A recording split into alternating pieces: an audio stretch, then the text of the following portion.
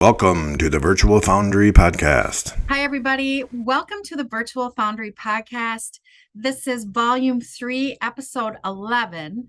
Today is Thursday, September 1st, 2022. The time is 10:06 a.m. and the temperature today is 79 degrees Fahrenheit. That's 26 for you Celsius users. We are experiencing a little tiny bit of a heat wave, but I don't mean to complain about it because everywhere else around the world has been super hot all summer long, and we just have not been, and it's been very nice. Today, we're going to be talking about filament print profiles in Fusion 360 by Autodesk. I'm Tricia Cease, president of the Virtual Foundry, and with me today is Tom Stock, who is a research engineer on the Fusion 360 additive team at Autodesk. Say hello, Tom. Hi, guys, and thanks, Tricia, for inviting me on. Yeah, so Tom, we're going to be talking today about Fusion 360's latest update release that includes print profiles for two of the Virtual Foundry's metal 3D printing filaments, bronze and copper. But first, I have to know where you are, what time it is, and what your temperature is. So I'm in Birmingham in the UK, and it's not quite as nice as it is where you are. It's 18 degrees Celsius, and I don't know what that is in Fahrenheit, but it's cloudy and sunny. But I think we've had all our good weather actually for the summer, and now I think we're heading into autumn, so it's going to be a bit colder and a bit wetter. Well, that I am a little bit jealous of your cooler temperatures. We're all feeling ready for that around here. So the big news is that the 6th September update release of Fusion 360 has Virtual Foundry Filament bronze and copper print profiles included. So down to basics, what is Fusion 360? Yeah, so Fusion 360 is Autodesk's main design and manufacture software. So it's a cloud-based platform, and you've got CAD, CAM, CAE, and PCB. So it covers. There's a huge amount of kind of functionality within this one software, and yeah. So within that, in the manufacturing, we support various additive technologies. One of them being FFF, and hence our interest in onboarding some of the Virtual Foundry's filaments. Great. So it includes a slicer feature as well. So you're getting ready to 3D print. You're going to select your print profile based on the material that you're using. You sent me a little bit of information on that materials list, and there are quite a few in there already. Yeah, exactly. So we follow a similar workflow to other slicers. So you select your machine or your printer, then you select your print profile, as you said. And because the modeling will have been done in Fusion already, it's relatively easy. There's no need to import an STL or import a part, etc.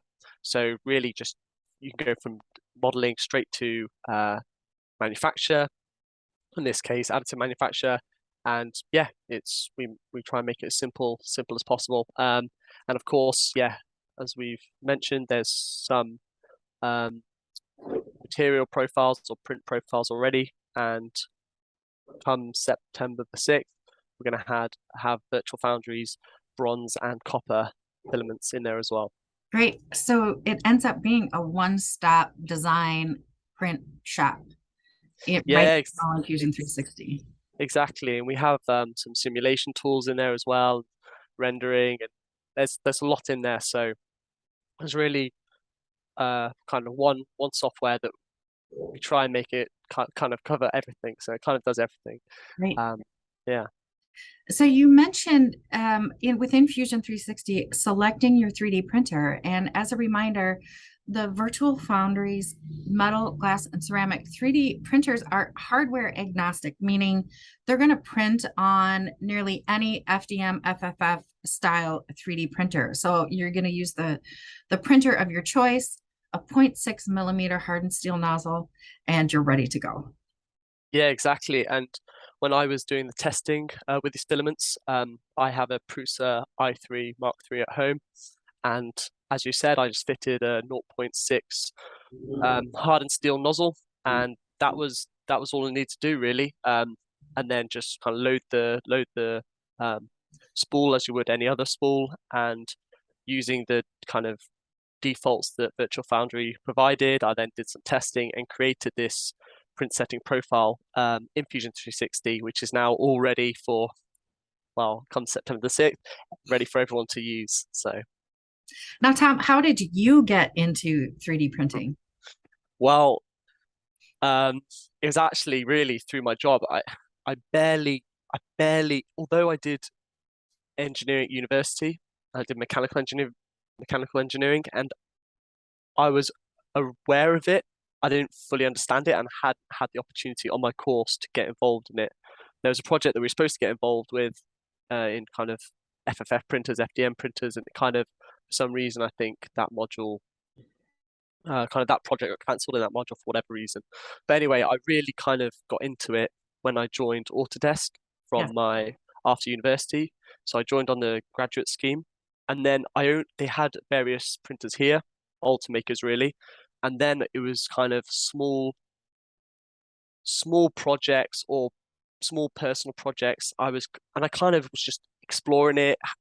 Was pretty amazed. I mean, my first time printing, so totally different to now, but I just, I watched the whole print, every layer. It was probably like an hour and a half print, but like I was just so captivated. I thought it was so interesting.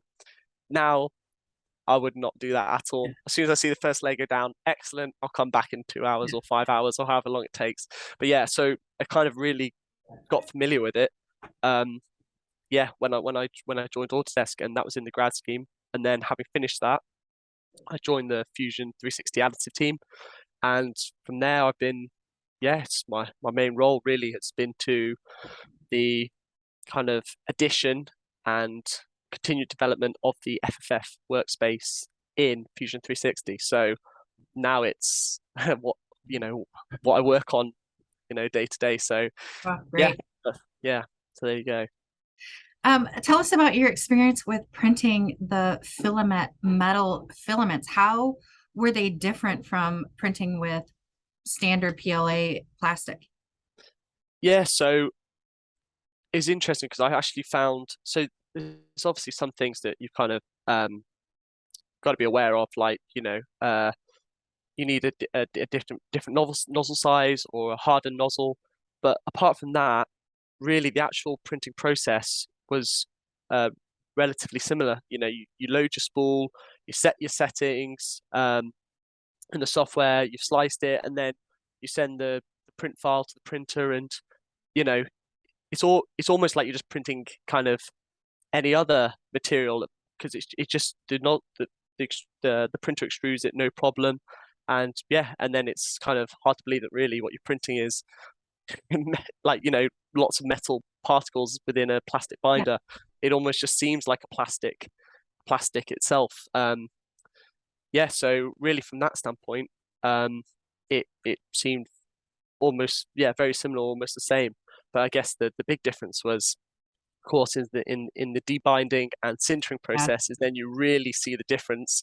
And then with plastics you get a plastic part, and with this, after those processes, you now have a solid metal part. So it's really, I think, after those is where you'd see the big difference. So along with the printing being hardware agnostic, meaning you can print in nearly any FDM, FFF style 3D printer, the debind and sintering process for most of our materials is also happening in regular kiln equipment as well. So we really have worked hard to keep these processes open, so that you're using the equipment of your choice. Yeah, exactly. And all of the different materials, there are about 14 different ones in the store, plus custom options available. They all print very similarly. So even if you don't have copper or bronze specifically, in Fusion 360, select one of those profiles, and it's going to get you very, very close to any of the Virtual Foundry materials that you're printing, select those of the bronze or copper print profile, and then you can adjust from there. But that's going to give you a very excellent start, no matter which of the Virtual Foundry materials you're working with.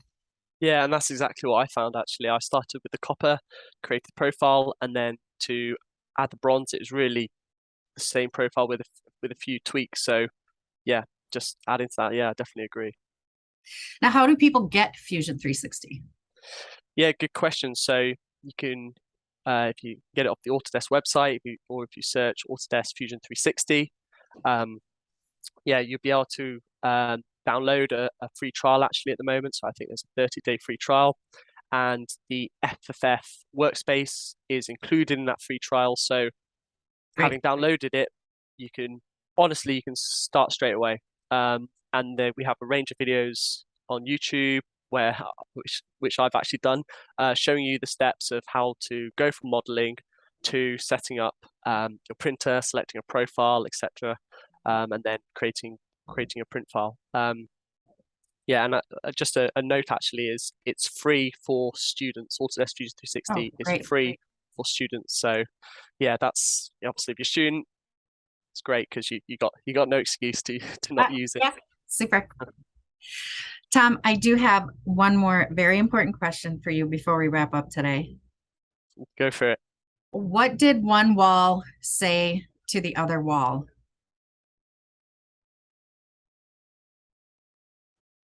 I don't know. I'll meet you at the corner. Nice. Yeah, I was trying to think what could it be. I was thinking floor, ceiling. Yeah, nice. I like that. You were on the right track. You're getting close. Nice. Well, Tom, thank you very much for joining me on the podcast today to talk about this exciting addition of the Virtual Foundry print profiles in Fusion 360. Well, thanks very much for having me, Tricia. Say if you have a topic or a subject that you'd like us to do a deep dive on in this format, let us know at info@thevirtualfoundry.com. We would love to do a podcast with or for you. And be sure to like and subscribe. And until next time, happy printing, everybody.